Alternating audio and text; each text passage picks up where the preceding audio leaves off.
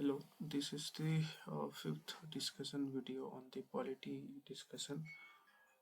question answer discussions. Okay, so we are doing from this from Shankar IS. So for 70 questions we have been able to discuss successfully. Now let us start for today discussion. So question number 71, with reference to the delimitation commission, consider the following. The president constitute a delimitation commission every 10 years. No, that is not true. Why? Because the president constitute the delimitation commission. This is correct, but not every 10 years. But after every census. Okay, so basically, generally census happens at 10 years. Okay, but it is not necessary that or it is not mandatory that the census should happen every 10 years, and then the person should constitute a delimitation commission every 10 years. Okay, so census can also happen at, let's say, at 9 at every 9 years or 11 year 12 years. For example, after COVID-19, the census was scheduled to take place in 2011, but that has not happened so far. That is going to be happen in 2027. Okay, so this is incorrect. So if we are to uh, eliminate option 1, statement 1, so this has gone, and similarly D has also gone. Now we are left with two options, okay, B and C. Okay, so B, you have 2 and 3 are common. Now we have to just look at the statement number 4. Now only parliament has the authority to modify orders of the commission. Now, if you have any idea about the delimitation commission, then you would be knowing that there is a no authority who can modify the orders of the commission. Okay, so that is also not true. So this is wrong. So hence B is the correct answer. That is 2 and 3. Now let us see the explanation section. So explanation. So what is the meaning of delimitation? So delimitation literally means the act or process of fixing limits or boundaries of territorial constituencies in a country or to a province having a legislative body. The job of delimitation is assigned to a high power body. Such body is known as the delimitation commission or the boundary commission. Okay, delimitation commission or the boundary commission. Now, yes. Now, the Delimitation Commission of India is a statutory and not a constitutional body. It is established by the central government under the provisions of a law enacted by the parliament. It is not constituted every 10 years, so this is incorrect. In India, such delimitation commission have been constituted 4 times: in 1952 under the Delimitation Commission Act 1952, in 1963 under the Delimitation Act of 1962, and in 1973 under the Delimitation Act of 1952, and in 2002 under the Delimitation Act of 2002. Delimitation now shall remain frozen till the first census to be taken after the year 2026. The commission falls under the purview of Ministry of Law and Justice in India. So this commission falls under the purview of Ministry of Law and Justice in India. So statement 2 is correct. The commission is a powerful body. Its orders have the force of law and cannot be challenged in any court. Okay, so the commission is a powerful body. Its orders have the force of law and cannot be challenged in any court. The orders come into force on a date specified by the President of India. They are laid before Lok Sabha and State Legislative Assembly concerned, but modifications are not perceivable therein by them. Parliament has no authority to modify orders of commission. Okay, Parliament has no authority to modify orders of the commission. So statement 4 is not correct. Okay, now let us see the additional information about the Delimitation Commission of India. Okay, so basically articles 81, 82, 170, 330 and 332 of the Constitution of India deal with the Delimitation Commission of Parliamentary and Assembly constituencies. These articles were amended by 84th Constitution Amendment Act of 2011 and the 87th Constitution Amendment Act of 2003. The cumulative effect of these two amendments to the constitution is as follows.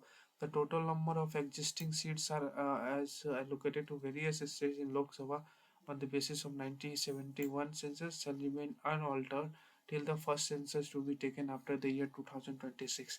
The total number of existing seats in the Legislative Assembly of all states as fixed on the basis of 1971 census shall remain unaltered till the first census to be taken after the year 2026. The number of seats to be reserved for the scheduled castes and scheduled tribes in the Lok Sabha and state legislative assemblies shall be reworked out on the basis of 2011 census.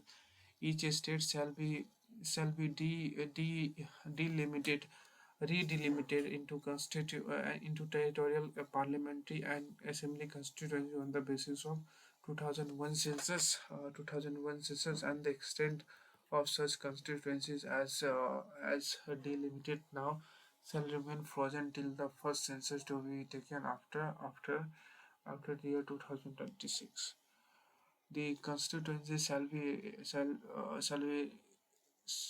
so delimited and that the population on the basis of 2001 census of each parliamentary and assembly constituency in the state shall, so far as practical, be same throughout the state. Now, next question: which of the following acts mandated obtaining the Governor General prior approval before introducing certain types of bills in the Legislative Assembly? So it was Indian Councils Act of 1861. Indian Councils Act of 1861. Okay, just a minute. Okay, so let us see the explanation. So the Indian Councils Act of 1861 was a significant step in India's constitutional and political development. It introduced limited reforms by including non-official members, both Europeans and Indians, the Governor General Legislative Council. However, real power continued to remain with the Governor General Executive. Main feature of this act was as follows: allowed the inclusion of non-official members, Europeans and Indians, in the Governor General's Legislative Council, strengthened the legislative powers of the Governor General who presided over the Council. His prior approval was necessary for introducing bills on matters such as public finance, religion, discipline, military, navy, and foreign relations. Any act passed by the legislature required his consent, and his ordinances carried the same authority as an act.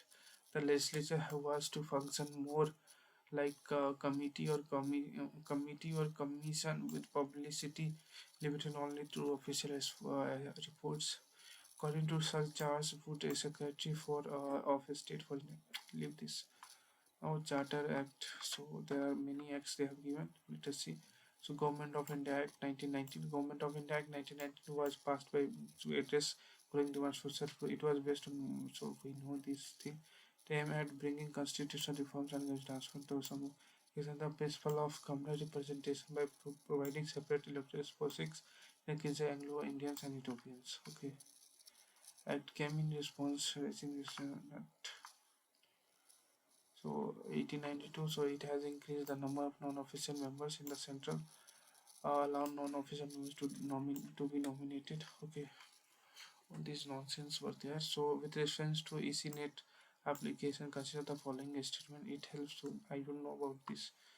Recently, the Election Commission of India has operationalized the new digital platform ECNet in the recently conducted by-polls in the five assemblies constituencies of the state of Kerala, Gujarat, Punjab, and West Bengal.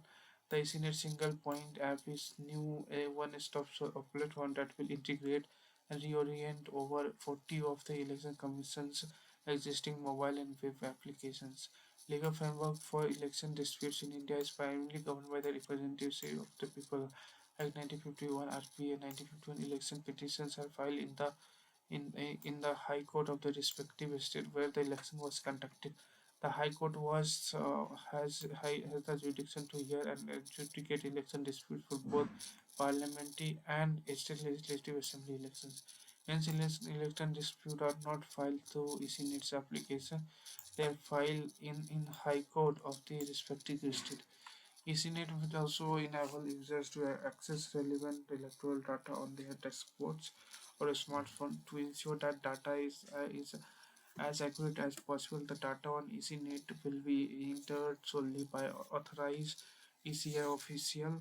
Entry by the concerned officer would ensure that the data made available to the stakeholder is accurate as possible. ECNet will have an aesthetic user interface and simplify so all these things. Now we'll stop here. We'll start a new discussion from here onwards. Okay, in the next video. So thank you for today.